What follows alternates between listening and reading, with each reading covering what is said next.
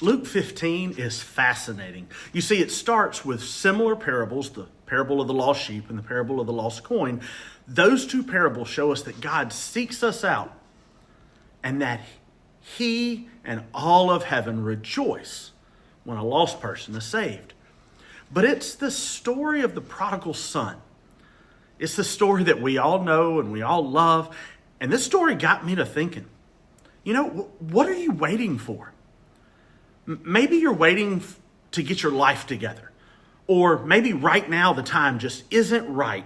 Or maybe you're thinking, I haven't hit rock bottom, but when I hit rock bottom, then I'll come to God. For the prodigal son, it took him wallowing in pig slop and wishing he could eat the pig's food before he came to his senses. But it doesn't have to be that way. If you don't know Christ, you can choose to come to Christ before you're in the pig slop. But if you're listening to this and you have strayed from him, I want to tell you, you can come back home today. And just like the prodigal, you may even have this prepared apology ready. You know you've messed up and you want to make things right, but I want you to notice what the Father does. With the Father, there was no condemnation.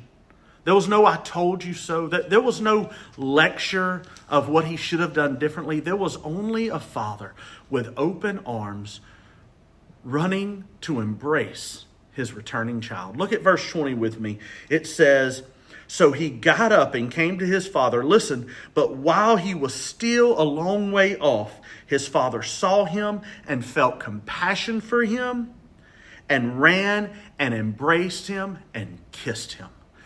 God wants your heart. No matter what you've done, just come home.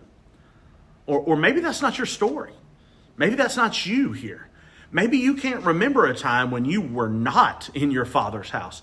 Maybe you're listening to this and you're like, I've always gone to church. I've always tried to do the right thing.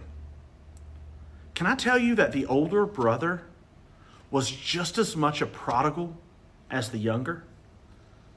If you read the story, you see that the father lovingly tries to bring that older son who had never left his side physically near to him as well.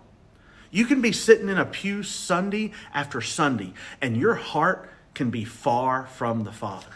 He desperately wanted the younger son to come home, and he desperately wanted that older son to come inside.